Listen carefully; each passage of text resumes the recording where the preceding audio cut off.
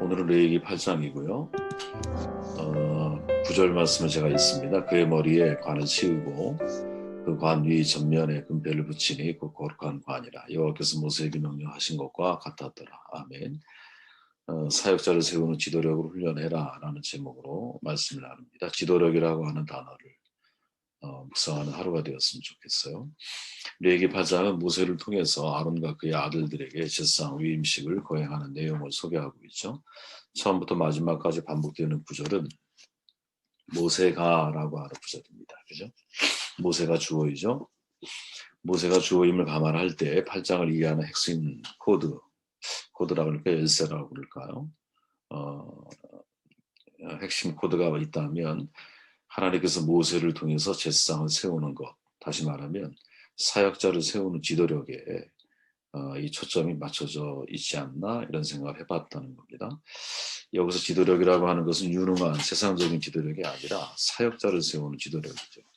유능한 지도자라면 가령 위대한 비전을 가진 사람, 다양한 은사와 재능이 있는 사람을 뜻할 수 있어요. 그러나 사역자를 세우는 지도력은 각각의 사람을 리더의 자리에 세우는 리더십이죠. 사도 바울이 늘 그렇게 강조했던 것처럼 골로새 1장 28절, 29절에 보면 눈으로 읽어보십시오. 우리가 그를 전파하여 각 사람을 권하고 모든 지혜로 각 사람을 가르치면 각 사람을 그리스도 안에서 완전한 자로 세우려 함이니 이를 위하여 나도 내 속에서 능력으로 역사하시는 이 역사를 따라 힘을 다하여 수고하노라. 각 사람을 가르치고 각 사람을 완전한 자로 세우는 거죠. 우리가 함께하고 있는 NCD, 자연적 교회 성장 원리의 대표 김한수 목사님에 의하면 이제 교회를 우리나라 수백 교회를 다녀보시잖아요. 건강한 교회는 유명한 목회자가 있는 교회가 아니라고 이야기를 해요. 성도들 개개인이 이제 자신의 재능과 은사에 따라서 자기에게 주어져 있는 사명을 잘 감당할 수 있도록 다양하게 그들을 세워주는 교회다라고 정도를 합니다. 하나님은 대단한 은사를 가진 스타 한 명보다 자신의 역할을 잘 감당하는 리더십을 더 활용하신다라는 거죠. 사역자를 세우는 지도력을 훈련하려면 어떻게 해야 되느냐? 어떻게 해야 사역자를 세우는 리더가 될 수 있을까? 여러분들은 다 정말 지금도 그렇지만 사역을 해야 할 사람들이기 때문에 이 질문에 대한 답을 찾는 것은 매우 중요한 문제라고 저는 생각을 합니다. 8장 말씀 속에서 우리가 그 해답을 좀 찾는다면 4절 말씀, 9절 말씀을 제가 한번 읽어볼게요. 모세가 여호와께서 자기에게 명령하신 대로 함이 회중이 회막문에 모인지라. 9절 그의 머리에 관을 씌우고 그 관 위에 전면에 금패를 붙이니 그 거룩한 관이라. 여호와께서 모세에게 명령하신 것과 같았다. 아멘. 말씀 중심의 지도력을 훈련해야 한다는 거죠.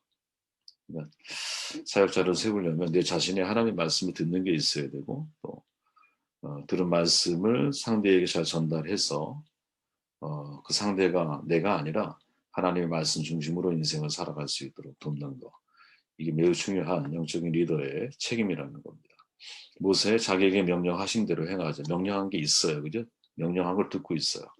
동시에 여호와께서 모세에게 명령하신 그대로 성취가 되죠. 이게 중요한 거라는 거예요. 모세가 자기의 생각을 말하는 게 아니라 하나님이 내게 명령하신 게 있고 명령하신 그대로 성취할 수 있도록 사람을 돕고 있는 거죠. 모세가 사역자를 세우는 방식은 하나님이 명령하신 내용이고 결과적으로 바로 그 방법에 의해서 또 다른 지도자가 세워지는 겁니다. 말씀하신 그대로 실행을 하죠. 한마디로 말씀 중심적인 리더가 사역자를 세우는 지도력을 훈련한다라는 거예요. 사역자를 세우는 리더, 하나님이 지시하신 말씀을 알고 그 지시한 대로 사람을 세우는 사람이죠. 하나님이 쓰시는 영적 리더가 되고자 한다면 하나님과 소통 능력이 뛰어나야 합니다. 하나님의 말씀을 통해 하나님의 음성을 듣는 훈련과 기도로 하나님과 대화하는 능력을 길러야 돼요. 그래야 진정한 영적 리더십이 완성됩니다. 누구나 한 번은 리더가 된다라는 책에서 라원기 목사님이 하신 말씀인데 저는 이 말에 상당히 공감을 합니다. 여러분 누구나 한 번쯤 하나님이 여러분들을 리더로 세우시거든요. 우리는 세상의 리더와는 달라요. 세상의 리더는 자신의 비전을 가진 사람이에요. 근데 영적인 리더는 하나님의 비전을 가진 사람이어야 하거든요. 하나님은 사람을 통해 일하시고요. 특별히 그 중에서 리더를 통해서 일을 하십니다. 그런 점에서 영적인 리더는 분명한 삶의 원칙과 철학이 있어야 되거든요. 좋은 리더와 나쁜 리더의 차이가 있다면 그에게 올바른 가치가 있느냐 없느냐 여기서 결정이 되는 거예요. 또 좋은 리더에서 이제는 위대한 리더의 차이는 그가 가지고 있는 그 자신의 핵심 가치를 얼마나 끝까지 붙들고 살아갈 수 있느냐 이거로 결정이 되는 거죠. 우리에게서 좋은 리더는 하나님의 말씀이라는 가치를 아는 사람이고 우리에게서 위대한 리더는 그 말씀을 끝까지 붙잡고 가는 사람이거든요. 왜? 예수님이 그렇게 사셨으니까. 요한복음에 보면 마지막 제사장 기도 속에서 세상 중에 내게 주신 사람들에게 내가 아버지의 이름을 나타내었어요. 그들은 아버지의 것이었는데 내게 주셨고 그들은 아버지의 말씀을 지켰나이다. 하나님께서 예수님께서 내게 주신 사람들에게 집중하고 그들에게 하나님의 말씀을 주어서 그들이 하나님의 말씀을 지킬 수 있도록 도우셨다라는 거죠. 그죠?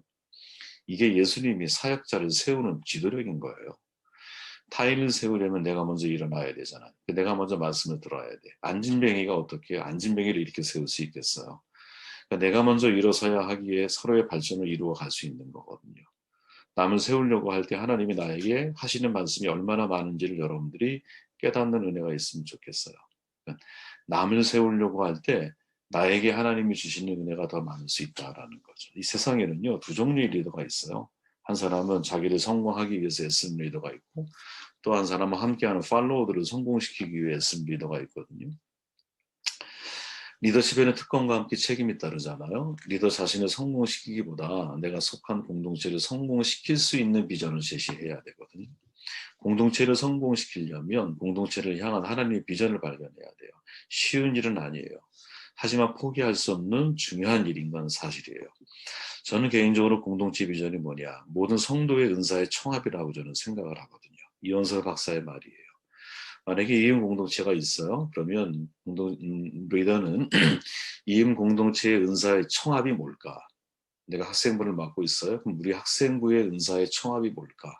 이걸 질문해야 되거든요. 그리고 그 총합에서부터 우리가 무엇을 할 수 있는지 그 일을 가장 적절하게 사용할 수 있는 사명 혹은 사역이 뭘까?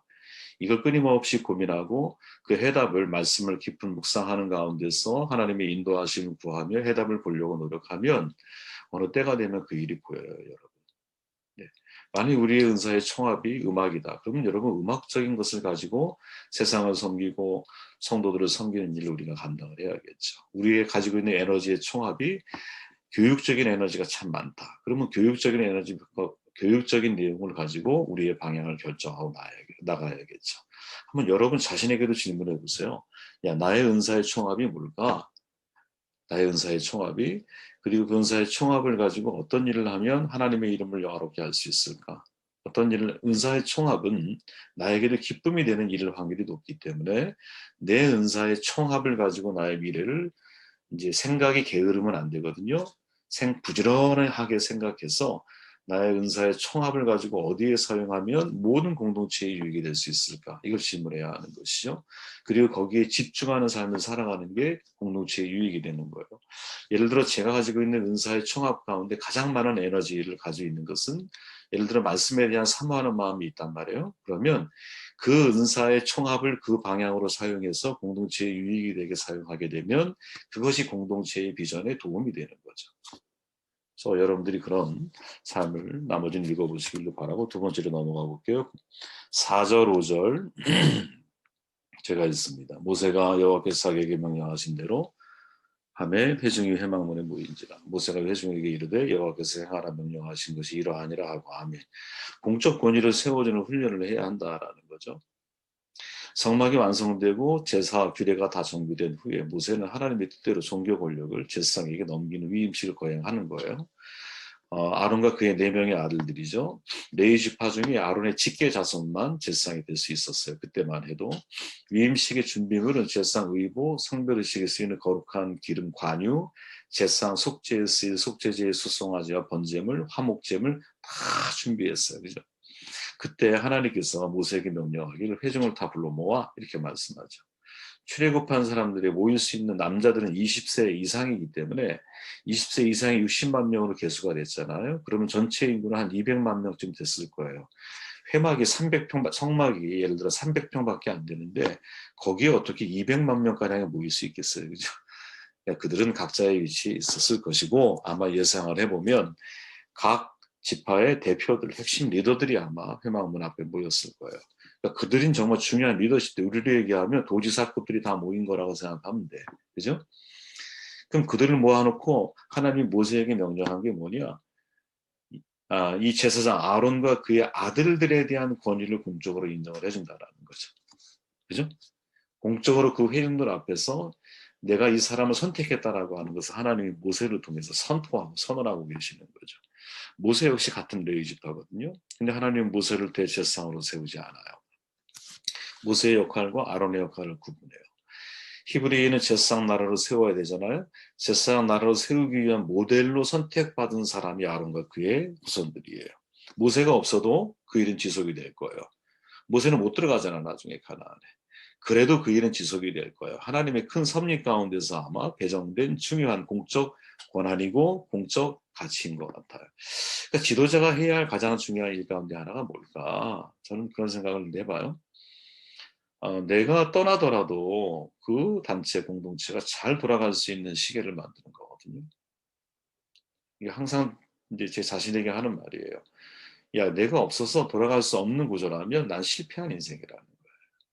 이 세상에 많은 리더는 자기를 주목하게 하기를 원하거든요.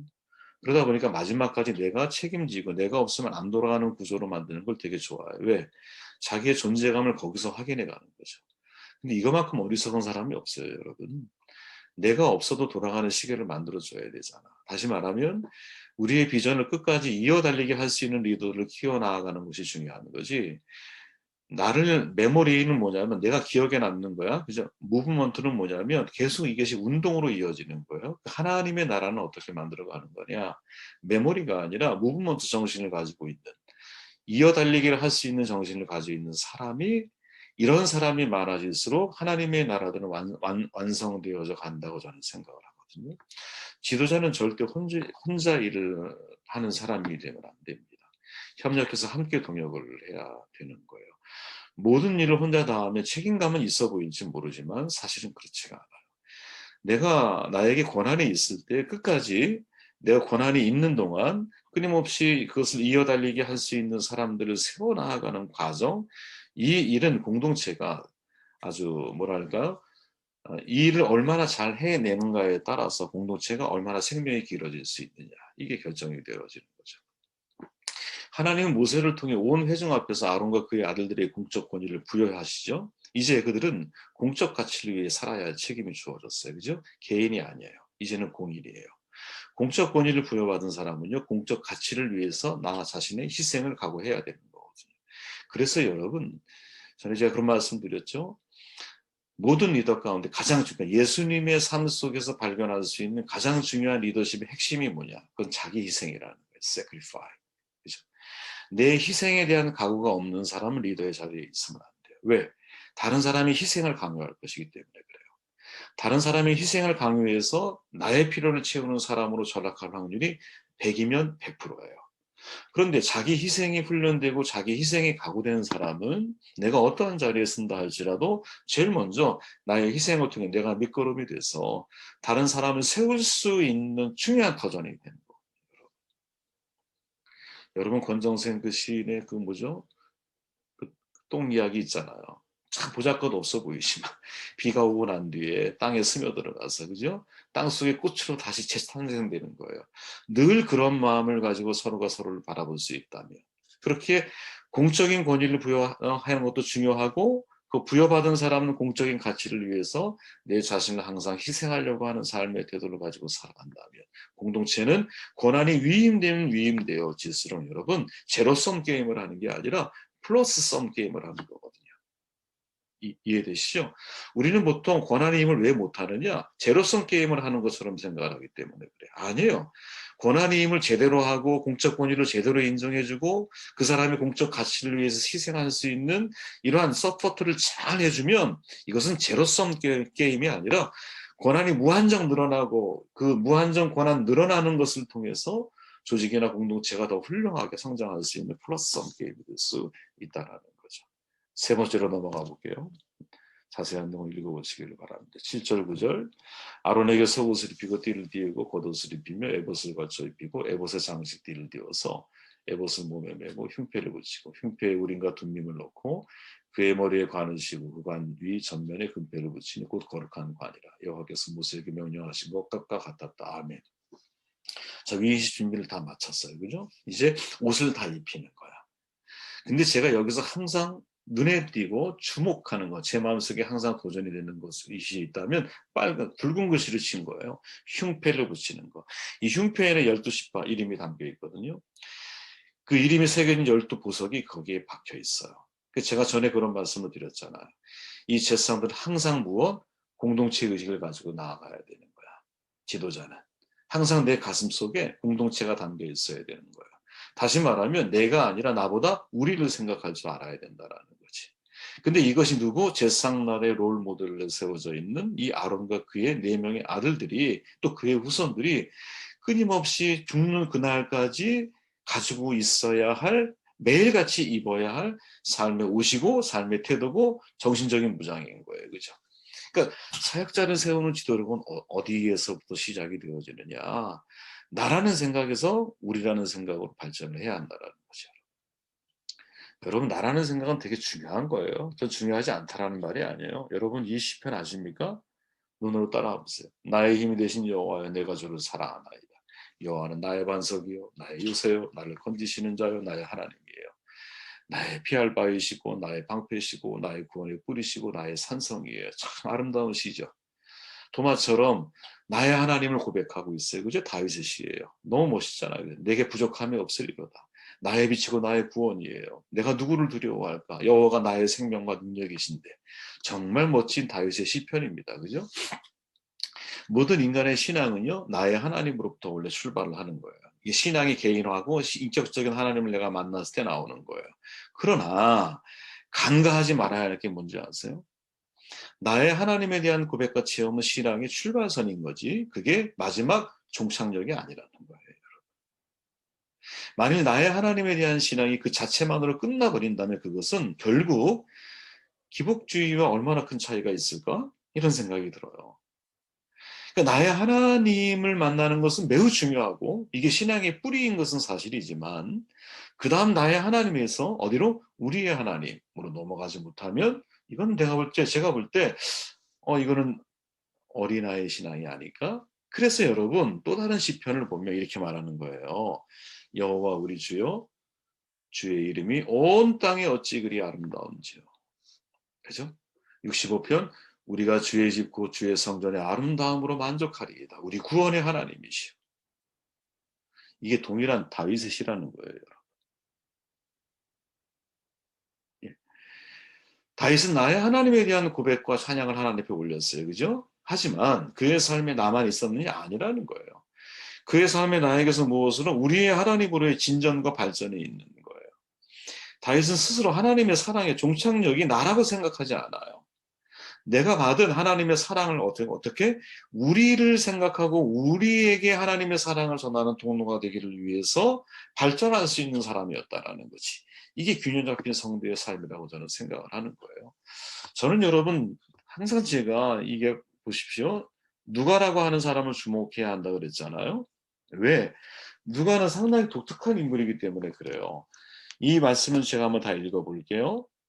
바울이 이 환상을 본 후에 누가복음 16장 10절이에요. 우리가 곧 마게도냐로 떠나기를 힘쓰리 이는 하나님이 저 사람들에게 복음을 전하라고 우리를 부르신 줄로 인정합니다. 27장 우리의 배 타고 이달리아로 갈 일이 작정되며 바울과 다른 조스 몇 사람을 아구 사도대의 백부장 율리오라는 사람에게 맡기니 28장 우리가 로마에 들어가니 바울은 자기를 지키는 한 군사와 함께 따로 있게 허락하더라. 아멘. 이 누가는 굉장한 사람이거든요. 왜? 의사였어요. 의사 상당한 수준의 실력을 가진 사람이에요. 평생 바울 곁을 떠나지 않아 동행한 인물이었어. 그저 대단한 학문적인 업적을 이룬 인물인가 동시에 누가복음 사도행전, 누가행전이라 그래요 보통. 이 두 서신 가장 긴 내용의 서신이죠. 이 서신을 쓴 사람이에요. 근데 누가의 기록 가운데 나타난 독특한 특징이 뭐냐? 이거 신학자들이 아주 존중하는 거예요. 자기 이름이 없다는 거야. 자기 기록 속에 누가가. 그러면 누가는 자기를 어떤 식으로 표현을 했느냐? 제가 지금 읽었던 이 세 구절 속에 나오는 이게 누가의 우리 구절이라는 거예요. 제가 맨날 말만 하고 누가의 우리 구절이 뭔지를 한 번도 보여드린 적이 없어서 오늘 제가 직접 한번 소개해 드리는 겁니다. 이게 누가의 우리 구절이라는 거예요, 여러분. 지금 바울이 여러분 생각해 보시죠. 혼자 선교 여행을 다닌 게 아니에요. 바나바, 사울, 바울과 실라라는 기록이 들어있기 때문에 늘 우리는 바울과 또 다른 한 명 정도로 이해하기 쉽지만 적어도 바울 사역 속에 항상 등장하는 사람이 누구냐? 그게 누가예요. 근데 누가가 어떻게 등장하느냐? 우리라고 하는 표현 속에 자기를 숨겨둬.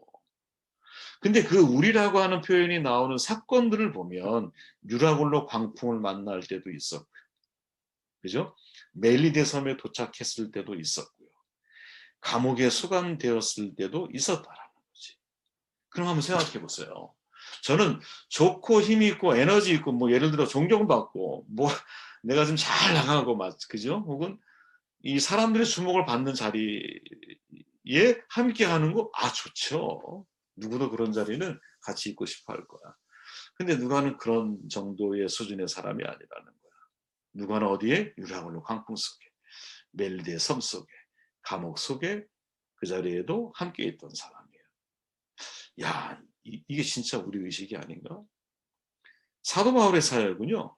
어떻게 보면 사도 바울을 사역자로 세울 수 있는 보이지 않지만 섬김이라고 하는 엄청난 기도력을 가지고 있는 누가로 인하여 완성이 되어지고 있는 거지.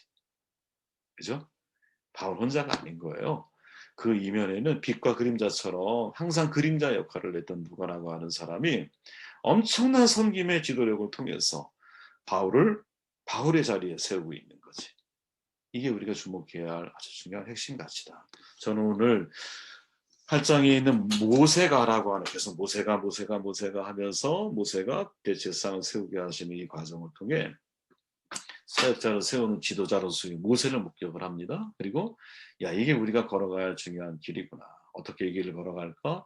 말씀 중심의 삶을 살아가는 것이죠. 공적인 권한을 부여할 줄 알아야 되고 공적 가치를 위해 자기 희생을 할 수 있도록 도와드려야 될 거예요.